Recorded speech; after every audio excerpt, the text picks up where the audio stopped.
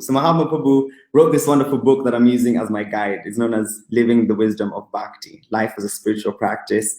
And he touches on, things that you experience as you're going through this journey. He's used his life as an example of the kind of struggles and problems you could face and how to pick yourself up when you fall down, lose faith, become anxious, and struggle in the struggles of Krishna consciousness or of spiritual practices. And so I'll quote this nice short paragraphs that he talks on. The title he gives is Don't Fail to Succeed. And then we'll bring him in and ask him a few questions as well based on this. And so he says something really nice, which I really like. He says, we shouldn't be afraid to fail. Srila Bhaktivinoda Thakur quoted this famous maxim, failure is the pillar of success. We are designed to learn through failure. Therefore, we should be ready to accept failure as a learning process. Effective salesmen accept that they must go through a certain number of failures and rejections before they clinch the sale. Some of the best writers subscribe to the principle, write as if your words will end up in the dustbin. Then he goes on to say later on, when you think you've failed, just ask yourself, what can I learn from this? And then you can give your failure a new name. You can call it a learning experience. So we either succeed or we learn, which is another way of saying that we always succeed. And I love that. It's so positive and inspiring, regardless of how a situation might be. So we have Mahatma Prabhu with us, and he's going to join us right now, and we're going to ask him a few questions based on this. Hi, Krishna, Mahatma Prabhu. Nice to see you again. Be with you again. Yeah, thank you. Thank you for joining us and taking the time. We know you're busy, doing different things and trying to, serve your Guru's mission, but you've taken some time to join us, and we highly appreciate it. I'm taking time out from breakfast to do this. Well, no, thank you so much. Thank you so much. Really appreciate it. So we were having a discussion with two devotees yesterday about the struggles we face in spiritual life and how they can kind of put us through depressive periods. And I was giving an example of myself and how I was practicing Krishna consciousness and would, get to a point where I feel like, oh, actually, it's Godhead now, like there's nothing else. And so everything is so well. And I'm sure you can relate to this, and we'll definitely want you to share a few things on that. And then all of a sudden, something comes and, you make a mistake, you fall down on one of your principles, and then immediately becomes this depressive world. So probably you can share with us, your understanding of this based on your years of experience on Bhakti. Okay. There's a lot we can say, and there was a lot said in that chapter. If anyone wants to get the book, they can read in the chapter, because I get into it. But I think there's something in that chapter I didn't talk about. So I think I'll present it now, just because that's also on my website, that chapter under newsletters, if someone wants to read. What is it? Don't fail to succeed. Yeah. So I think one of the most interesting things in life in general is how an individual defines success. Because if you define success, let's say materially, as having a certain job, a certain income, living in a certain neighborhood, and driving a certain car, and that is the rules of your game of success, and what you've described is difficult to achieve, you've made rules that are going to cause you to lose the game. So why not make the rules easier? So we don't realize it, but we all have a definition of success, and then we all have rules. Okay, this is, if I say to you, Ian, what does success look like to you? And then I'll say, Rasaraj, what does it look like to you? Or say to any of the devotees there, and you all maybe have similar definitions, but there'll be nuances and maybe some big differences. And in some of your definitions, we're going to say, wait a minute, this is not anything you're going to be able to achieve in the next 50 years. So you're going to feel like a failure your whole life, because you're going to say, well, my definition of sex is Krishna prema. I'm like, okay, so when are you going to get that? Maybe like my last breath, Krishna will give it to me. and I'll spend my whole life feeling like I'm a failure. Mm. And everybody knows how you respond if you feel like a failure, right? So the interesting thing is you can be doing the same thing and define it as success, or the same thing as define it as failure, depending on the rules that you make for your game. And because we have different psychology, we make different rules. So, Wow. one devotee is like, he's not such a good devotee, but he's so blissful. And you're a better devotee, let's say, and you're feeling guilty for various reasons. And you're looking at him and saying, he doesn't even follow as strictly as I am. And how come he's happy? That doesn't make sense. That's not fair. It shouldn't be that way. And I'm doing better, and I'm feeling guilty and depressed, like you're saying. It's because how you're defining success. That could be at least one of the reasons. It's a complicated issue, guilt, but there can be other factors. But this is definitely a factor that a lot of us, we design rules of the game that make it pretty likely we're going to fail, which doesn't make sense, because you could do rules so you win. So that's a thought I wanted to, let's just ask everybody, how do you find success?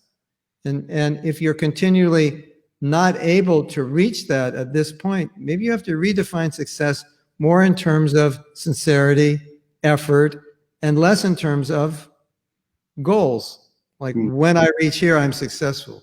Okay, then what happens when you're successful? Oh, then I'm happy.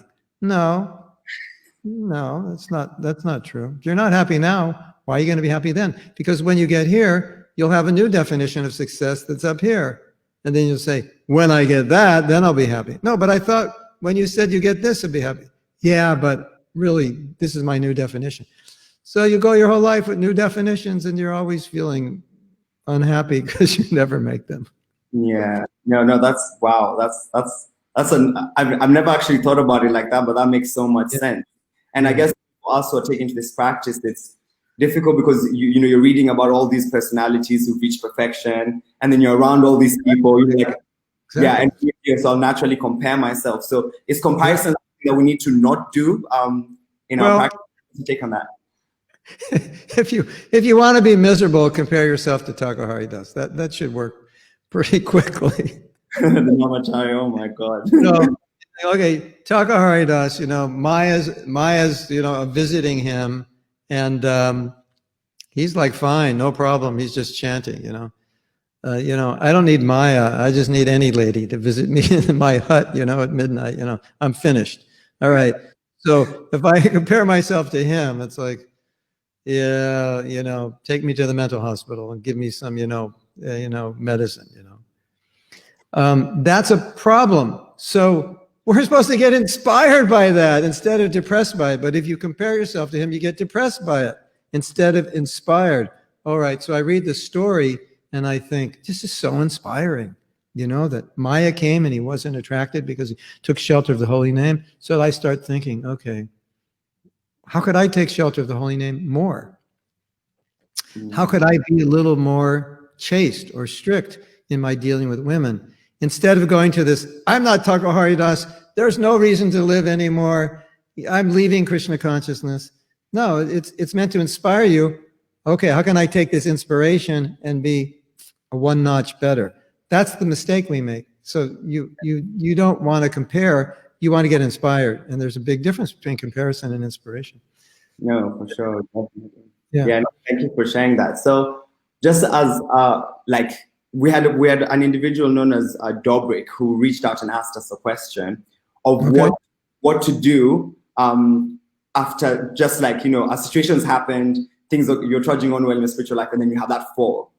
So what's the best mentality to have, the best kind of way to kind of, push ourselves and not really fall into that pool of depression which can suck you in? Yeah. Well, there's a very interesting principle, which is you can look at something and analyze it to determine how I can utilize it as a learning experience, or maybe even as an inspiration. How strange it may sound that a fall down could be an inspiration, but it could be. But what gets in the way of doing that is self-judgment. Oh, I fell down, therefore I am bad, or I am this, or I am that. So then it creates this whole Thomasic energy of negativity about myself. We have to be able to look at it for what it is without deriding ourselves, without judging ourselves for having done it. Because what we do and who we are two different things. But what a lot of people do is they conflate them both. So what I do and who I am, it's the same. So I fell down. Falling down was bad. Therefore, I am bad. No, what you did is bad. But, you know, due to this psychology, we said, no, I am bad. Okay, so that's a mistake. So we have to clear that, because once you clear that, now you can actually look at it and say, okay, what are we going to do? So now we look at it and we say, this is what most people say, if they run into a situation where they give in to temptation. Oh Lord, lead me not into temptation. Well, Maya led me and I went. And one of the first things that a devotee will realize is, I'm weaker than I thought. I thought I was, like you were saying, I thought, you know, like I'm okay. You know, I've been like going to Mangalartik every day for the last year, and, you know, I'm a brahmachari and I'm happy being brahmachari. And I'm like, sometimes we think, actually, I'm more than okay. I kind of feel invincible. Like, Maya, you know, you're off my radar. And Maya comes and starts laughing at you and says, no, I'm not off your radar. You think I am? Okay, I'll show you I'm not. And then, boom, crash. And so you realize, oh, okay, I was a little proud. I need to be more careful. I was a little too close to the fire. You know, I was playing with, what's that song? Is there a song, Don't Play with Fire or something? Or this. So, you know, so that's one thing. And so then we go back and say, okay, what was I thinking? What was, when I got too close to the fire and I knew I could feel it was hot, why didn't I pull back? Why did I keep going? You start going through all of this. You know, it's like the tennis player who loses the game. He watches the video and it's like, this is why I lost the game. I could see my backhand, you know, my foot was in the wrong place. So I have a beautiful story, and this is it's takes place in America, track and field Olympic tryouts. So all these men are trying out for the Olympics.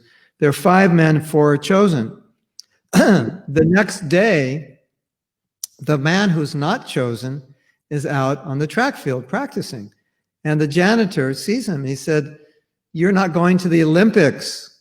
You know, you're not going to the whatever the next Olympics are. Let's say these Olympics were 2020 and he didn't make it." He said, "You're not going to the 2020 Olympics." He goes, "I know, I'm practicing for the 2024 Olympics."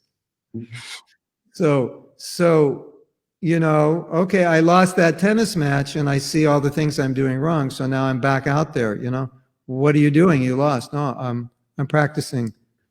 So that's the proper way to deal with it. And one more thing I want to say is that you probably heard the word, you know, it's not just the goal, it's the journey. Enjoy the journey, because if you don't enjoy, so Krishna consciousness is, pakoras still taste good after the fall down, isn't it? Sweet rice, halva, they still taste good. The kirtan, so you have to be in this mentality where you can say, okay, I fell down, but that's kind of to be expected at some point, that I'm not perfect.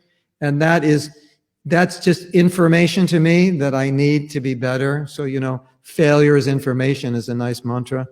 And I can still go to the kirtan. I can give myself permission. I can allow myself, I can change my rules. I can still dance in the kirtan. I can still relish association.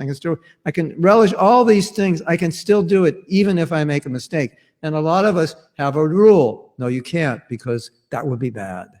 You're guilty, and that would be bad to be happy because you did something wrong. So we have all these rules that work against us. So I think one of the things that we can learn from this discussion is look at your rules. How do you treat yourself? What rules do you make? You cannot be happy in the kirtan, even if it's ecstatic. You cannot dance because you did something stupid yesterday. And all the devotees are pushing you in the kirtan. And you're like, no, I'm not dancing. I made a mistake yesterday. I ate too much halva yesterday. I'm a rascal. I'm not dancing. No, change your rules. Krishna consciousness is still blissful. You're human. You know, one time a devotee got married, you know, and the brahmachari sing, Why did he get married? He was such a good brahmachari. I said, because he's normal. Hello, look at the world, you know? The abnormal is the brahmachari. The normal is the grihastha. So it's like, you know, oh, I got married. It's the end of the universe. How could I do it, you know? No, Prabhu, you're just normal. Oh, I fell down. Okay, well, you're in the 99.9 percentile of devotees who've made mistakes. You know, don't commit suicide. So we have to see it like that. Yeah. Wow.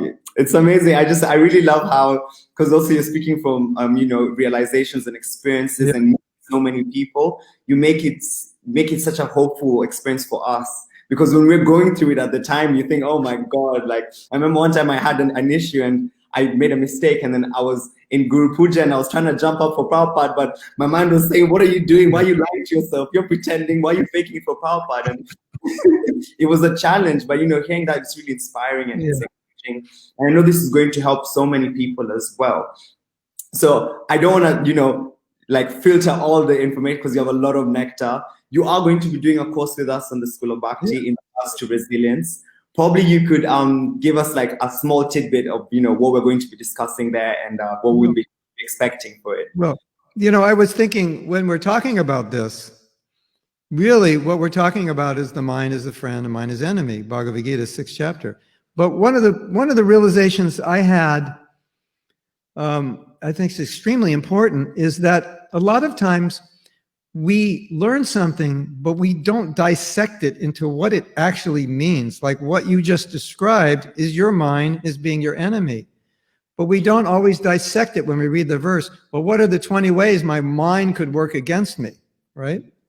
And as you dissect it, you're like, oh, mind does this, mind does this, mind. And then you realize I have to deal with all these different levels of enemies. There's not just one enemy there, So in terms of resilience, it's the mind. It's really ends up having to be a class on dealing with the mind, because what happens is something happens to you and you bounce back, but the devotee next to you goes into a state of just depression. But it was the same thing. So why? Are you more resilient? Not necessarily, but you attributed a different meaning to what happened. Now the mind is telling us so many things. This is what happened. So just like now we're discussing, next time you have a problem, now your mind will say, I'm just normal. This is normal. I'm going to learn from this, etc. Hold on, I've got my battery. I got to plug it in somewhere. I have to find a plug. So you don't want to lose me. Okay, hold on. Don't go anywhere, everyone. We'll be right back once we plug this in. We had some internet issues, so I had to pull a plug out, put in another internet. So you've listened to this discussion. You run into a problem and you think, okay, I'm normal and I got to learn from this. And I realize I'm not as strong as I thought. And then you come out of this and thinking, this was actually good for me to realize. I got really upset at this devotee and I thought I was transcendental to my anger. And I realized I'm not. This is good information. Failure is information. Okay, so that's your story now. This is information, right? The other devotee gets angry, or we're switching roles around. No, the other devotee it's the same role. You heard this and you're like, okay, this is information. I get angry. I thought I had conquered it. I didn't. The other devotee, he also gets angry and he goes, I just give up. I'm so bad. This is like what's the use? I've been chanting for 10 years. Still I'm angry. Still I get upset with devotees. Still I'm critical. Bang, bang, bang, bang, bang. Story. That's your story. You got angry, one story. He got angry, one story. Now you look resilient, but really, where's your resilience coming? It's coming from your interpretation based on your story and your rules. So again, we go back to the mind.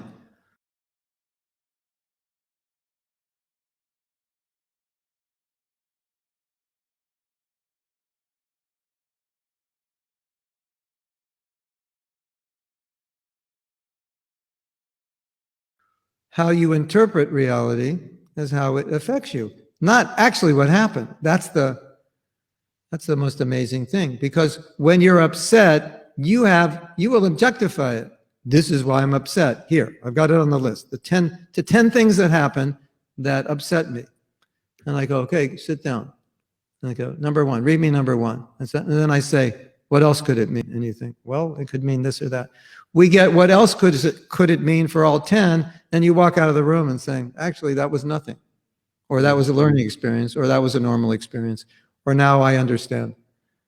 So one of the greatest mantras for resilience, when something happens and you're just thrown off, or you're upset in ways that you really find difficult to deal with, or depressed, ask yourself the question, what else could it mean? Because you now have a story. You have a story that's disturbing you, it's just such an interesting thing about what the mind does. You interpret an event, which is just the story you tell. Because if I ask you what happened, you'll tell me a story, right? So we interpret event in terms of a story.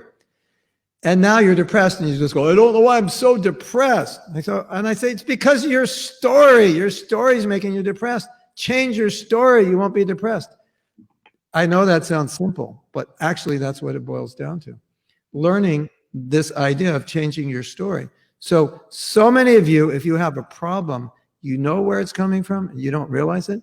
You have a supporting story that is the foundation to your problem. And because that story is there, you're trying to get rid of the problem up here. Your foundation is holding it up, and you can't. You have to change the story, then the whole problem crumbles.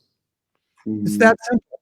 Wow. So, there's so many things we can talk about in terms of resilience that we will, other things of how, but this is really the way life works. This is the main way life works. It's all about stories. And as you become Krishna conscious, you have different stories. Why did this? My karma, I deserve worse. No problem. And you're not Krishna conscious. Why did it have to happen to me? I didn't do anything. Right? Yeah. And you're off in the corner of the temple room crying. And the other devotee, the same thing happened. And he's up in the kirtan dancing because he thinks, wow, Krishna's so merciful. I should have my head cut up. I only got a little cut. Wow. So that's fundamental that's the quickest way to be resilient, by changing the story. Then there's nothing to tolerate anymore or be resilient about, because nothing bad actually happened. Wow, no, that's fantastic. And I know this will really be such a helpful course. I'm going to be tuning in for this one as well. It's coming up obviously in our new year for everyone out there. Make sure you join us, and make sure you come and interact with Mahatma Prabhu. Mahatma Prabhu, every time you speak, you just dissect it in such a palatable way for us as well, that it's something we can look forward to overcoming. Also, it becomes an exciting journey. So we really appreciate that. What I have done over the years, especially maybe the last 20, is really study the issues that devotees deal with. Study the things you're asking. What's the target solution to this problem? Looking at it in a holistic way, but specifically in terms of how the mind and the story and the psychology of different individuals is responding it, so that we can analyze it on this fundamental level. Because if we only analyze it on a theoretical, philosophical level, it doesn't translate into anything other than, oh, I understand. It's a story. Okay, and you walk out of the workshop understanding it's my stories. No, it has to be more. You have to actually see, what is your story? And how is this story exactly affecting you? And why do you have that story? And where it's coming from? And what's the conditioning that's producing it? And how will you change the story? And how will you believe in the story? So, in my analysis over the years, I try to get right to the heart of the issue, so that instead of you dealing with an issue for 20 years before you figure it out, I can say, here, look at this. Does this make sense? And you say, yeah, it does. And I think, fantastic. That took me 50 years to figure out, or 30 years to figure out. I just saved you 30 years of suffering, because it probably would have taken you 30 years to figure it out also. So that's what I feel I'm contributing. And one of the things that I did a great austerity maybe 15 years ago. And I attended many workshops that deal with the mind and consciousness. It was a little austere. It wasn't reading Bhagavatam. But I did a lot of this work to understand more deeply how the mind works. And I find it invaluable. So you don't have to do the austerity of being with 1,000 people for 10 days, 12 hours a day, trying to fit your rounds in and going through all these like really difficult exercises to reveal how bad you are and see all the stuff brought out in broad daylight. I kind of did that for you. So in these workshops, I bring that into it. And then I incorporate that within the Krishna conscious context. And that's what I try to do to save you basically time and a lot of money in the experience that I have. So I would say that's a general concept of the workshops I do, and then apply to this particular issue. Resilience. There's no question that a devotee is not resilient. And if a devotee is not resilient, something's wrong, because the very nature, second chapter of Bhagavad Gita, don't be happy, don't be sad. You know, it's like ABCs of spiritual life. And we're like yo-yos sometimes. I'm like, Prabhu, why are you a yo-yo? Second chapter of Bhagavad Gita, ABC, the ABC book in the second chapter where the philosophy begins. And you're still like a yo-yo. Why are we like that? Why are we missing this? We're devotees. We're not supposed to be this way. That's it. So I think a lot of times we miss the forest for the trees. We don't realize, oh my God, you're so right. That's all those verses. Happy, sad, victory, defeat, loss and gain, infamy and fame. Oh, Krishna's talking about resilience. I never realized that. Being steady. Oh, that's actually the basis of the Gita. So I try to bring that into perspective with all those other perspectives that I was just speaking about. And then I'm like, okay, yeah, I think I get it. And so if I can help you get it, that would be my greatest honor, that you can be steady, because being steady is essential for material and spiritual life. And there are other things I want to throw in that I think will be extremely interesting and enlightening to you that you maybe never thought about. No, that most definitely. I'm sure it's gonna be an experience worth having. And no, we're really, really grateful for your service, Prabhu. You really transformed even from my personal experience. My spiritual life was on a better path just by interacting with this book, which I recommend to get. This book is gold, and it really helps you trudge on your journey. And yeah, I'm really looking forward to this session. I will put up the link to your website as well. So Mama Prabhu's website is www.das.com. Everything's on my website if they want to order the book or read anything I've written or listen. It's all like a book on japa affirmations. I got a chance to go to Scotland, and we were reading that book every morning, and you just set the tone for teaching japa. Yeah, it's fantastic. So thank you so much, Prabhu. I'll leave you here. I know you took a pause on your breakfast for us because you're all the way in America. It was worth it, yeah. Looking forward to getting more nectar from you. Hare Krishna. Thank you.